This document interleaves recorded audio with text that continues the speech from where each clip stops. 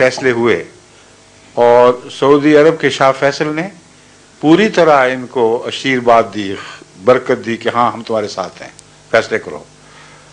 उनका क्या अंजाम हुआ? बुरा ही हुआ। सारी अरब तारीख में एक भी ऐसा शख्स नहीं है इन बादशाहों में से जो अपने भतीजे के हाथों इस तरह कत्ल हो।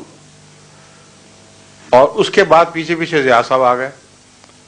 उन्होंने कहा जो रही सही कसर रह गई थी खिदमत इस्लाम की वो मैं पूरी करूंगा। ठीक है गलत? जी ठीक है। 1988 में हाँ। फिर जब उन्होंने वो खिदमत कर दी तो उनका क्या अंजाम हुआ? वही हुआ। इत्तफाकात हैं ये? इत्तफाक तो नहीं। इत्तफाक तो हो नहीं सकते। ईमानदारी से बात की जाए तो ये इत्तफाक तो नहीं है। ऊपर तले उन लोगों का अंजाम जिन्होंने मौलवियों की दानिश में इस दौर में इस्लाम की सबसे बड़ी खिदमत की, उनका यह अंजाम हुआ। सर अब जो मुबाहला हुआ है, पहले मुबाहले से भाग गए थे कि हम इकट्ठे एक जगह नहीं हो, तुम सऊदी अरब आओ, वहां पाकिस्तान आओ, इस तरह ये पीछा छुड़ा रहे थे। मैंने मौलवियों से कहा कि अब तुम यूं करो कि उस तरह मुबाहला ना करो, लानत डाल दो। लेकिन हम जो कहते हैं कि झूठ है, तुम जो दावे हमारे खिलाफ इल्जाम लगा रहे हो सरासर झूठ है। उसमें से एक एक इल्जाम उठाओ और खुदा की कसम खा के कहो कि सच है।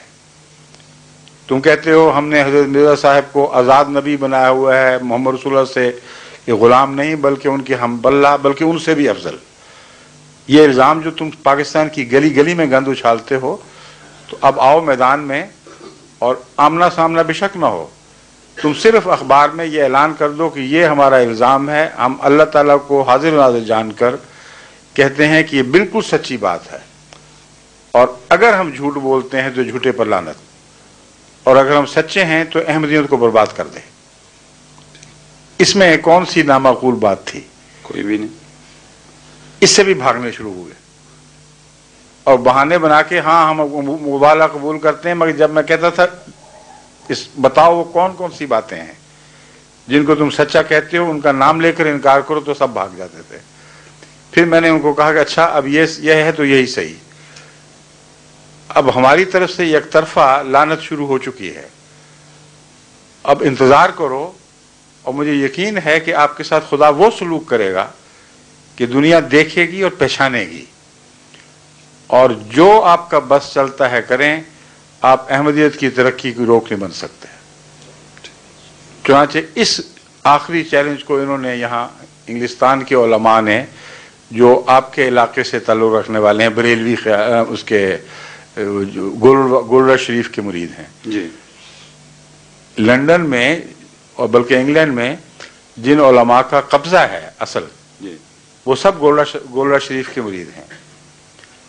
और इन सब ने मुत्तफ़िक़ा तौर पर इस चैलेंज को कबूल किया और मस्जिदों में जुमे के दिन एक मनाया, उसमें ये दुआ की कि ए खुदा इस सदी से बल्कि इस साल से पहले पहले अहमदियत की सारी दुनिया से सफ लपेट दे, क्योंकि हम सच्चे हैं और ये झूठे हैं, और लानतें डाली। और इस ऐलान के चंद दिन के बाद उनके पीर साहब अचानक फौत हो गए और उनको वहां जहां ये इकट्ठे हुए थे वहां आपस में फिर लड़ाइयां शुरू हो गई और जूतियों में दाल बटने लगी। वो इकट्ठ जो था वो एक दो दिन भी नहीं रहा, आगे ईद आने वाली थी, ईद में नमाजें अलग अलग हो गई। तो मैंने यही दुआ करवाई थी जमात को कह के कि ए खुदा मज़्ज़िक़हुम कुल्ल मुमज़्ज़क़िन व साहिक़हुम तस्हीक़ा, अगर हम सच्चे हैं और ये झूठे हैं तो इनको टुकड़े टुकड़े कर दे। टुकड़े टुकड़े होने शुरू हुए। पाकिस्तान में भी इनका इत्तेहाद टूट गया, टुकड़े टुकड़े हुए। शिया सुन्नी के फसाद इतने बड़े कि एक दिन आज नजर नहीं आता अखबार जिसमें किसी का कत्ल ना हुआ मजहबी नुक्ता निगाह से। और वो जिन्होंने हमारे खिलाफ इकट्ठ किया था अब एक दूसरे के गर्दन काटने लगे हैं।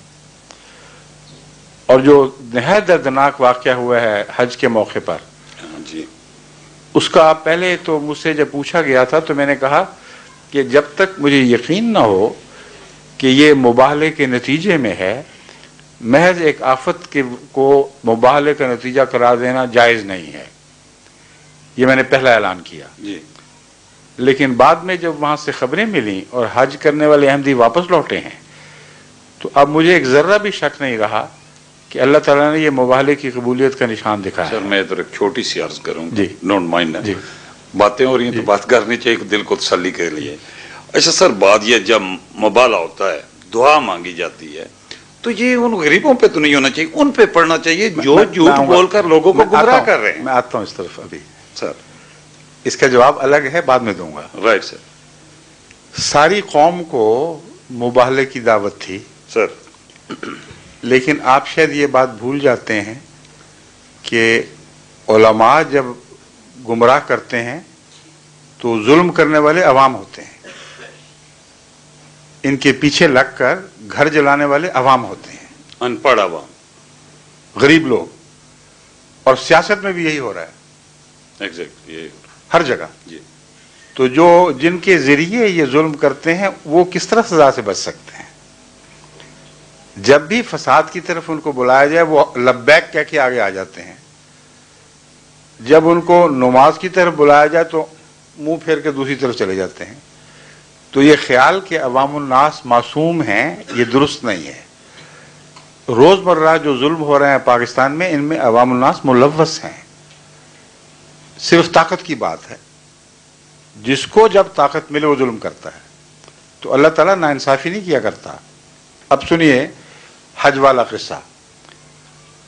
جو احمدی واپس آئے ہیں انہوں نے کہا کہ اس واقعہ آگ کے لگنے کے واقعہ سے ایک دن پہلے خانہ کعبہ میں باقاعدہ رسمی طور پر مباہلے کی دعوت کو قبول کیا گیا, اور خانہ کعبہ کے گرد علماء نے بلند آواز سے ساری قوم کو بلایا اور کہا, اے خدا, ہم اس خانہ کعبہ کا دامن پکڑ کے کہتے ہیں کہ ہمیں منظور ہے اور ہم سچے ہیں